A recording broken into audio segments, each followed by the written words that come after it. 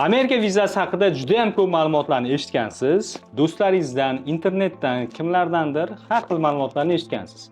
Keling, bugun siz bilan birgalikda Amerikaning talabalik vizasi qanday qo'lga kiritilinadi va har bitta bosqich nimalardan iborat va qancha pul xarajat qilinadi.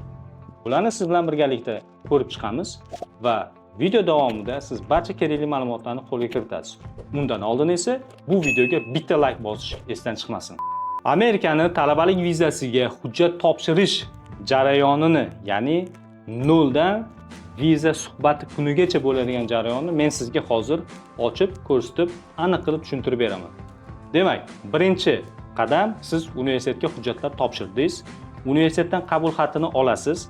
Qabul xatini olgandan keyin sizga universitet I-20 beradi.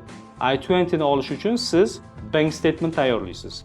Demak, siz bank statementlarni qilgandan keyin universitetga yubordingiz, universitet sizga I-20 berdi. I-20 ni olganingizdan keyin siz DS-160 formani to'ldirishingiz kerak bo'ladi. DS-160 forma bu viza anketasi. Viza anketasida siz o'zingiz haqingızdagi ma'lumotlar, oilangiz haqidagi ma'lumotlar, universitet haqidagi ma'lumotlarni kiritasiz. DS formani to'ldirdingiz. DS formani to'ldirganingizdan keyin siz elchixonaning maxsus sayti orqali vizaga navbatga yozilishingiz kerak bo'ladi. Bu jarayonda siz ro'yxatdan o'tasiz, saytdan. Saytda ro'yxatdan o'tar ekansiz, sizning barcha kerakli ma'lumotlaringizni u yerga kiritasiz. Ma'lumotlarni kiritganingizdan keyin u yerda bo'sh kunlar ko'rinadi. O'sha bo'sh kunlarni siz tanlaysizda suhbatga yozilasiz. Suhbatga yozilish jarayonida siz $185 ni viza karta orqali to'lashingiz kerak bo'ladi. Eslatib o'taman, $185 viza uchun to'lov onlayn va oldindan to'lash kerak bo'ladi.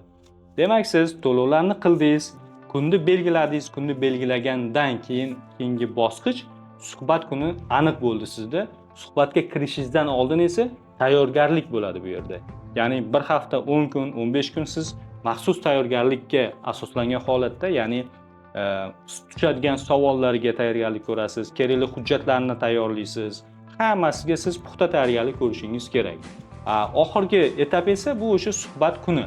Suhbat kuni siz barcha hujjatlarni qo'lingizda tayyorlab olib kirishingiz kerak bo'ladi va suhbat jarayonida viza ofitser beradigan savollarga treningda, ya'ni o'zingiz tayyorgarlik ko'rgan vaqtda qanchalik puxta tayyorgarlik ko'rgan bo'lsangiz, ichingizdagi bor ma'lumotni o'sha suhbat davomida chiqarishingiz kerak bo'ladi.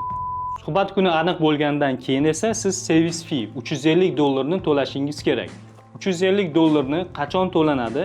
Suhbat kuni aniq bo'ldi va suhbatdan kamida 3 kun oldin bu to'lovni amalga oshirishingiz shart. To'lovlarni qilganingizdan keyin sizga to'lov qilganlik haqidagi hujjat beriladi va uni ham suhbat davomida bu narsalar boshqa hujjatlaringizga qo'shib olib kirishingiz kerak bo'ladi. Amerikaning talabalik vizasiga topshirish jarayonida qilinish kerak bo'ladigan etaplarni ko'rib oldingiz va xulosa qilib aytadigan bo'lsak, universitetga topshirasiz, hujjatlarni tayyorlaysiz va vizaga topshirasiz. Umumiy hisobda bu jarayonga kamida 1 oydan 3 oygacha vaqt ketishi mumkin. Xarajatlarga keladigan bo'lsak, F1 vizasining narxi $185, service fee $350, общий hisobda $535 siz riskovat qilishingiz kerak. Agarda viza ololmay qolsangiz, $535 bu pul qaytarilmaydigan to'lov hisoblanadi. Shu sababli har bitta risklarni siz hisobga olishingiz shart. Amerika vizasiga tayyorgarlik ko'rayotgan vaqtda albatta puxta tayyorgarlik ko'rishingiz shart. Har bitta savolni individual tarzda ko'rib chiqishingiz kerak bo'ladi. Amerikaga o'qishga ketar ekansiz, har bitta men sizga aytib o'tgan bosqichda aniq e'tibor berib, qanaqa hujjatlar tayyorlash, fake hujjatlar qilmaslik, fake SAT yasamang. Agar SAT topshirmagan bo'lsangiz, fake SAT qilmang. IELTS bo'lmasa, fake IELTS ham qilmang. Fake hujjat umuman yaqinlashtirmang viza hujjatlaringiz orasiga.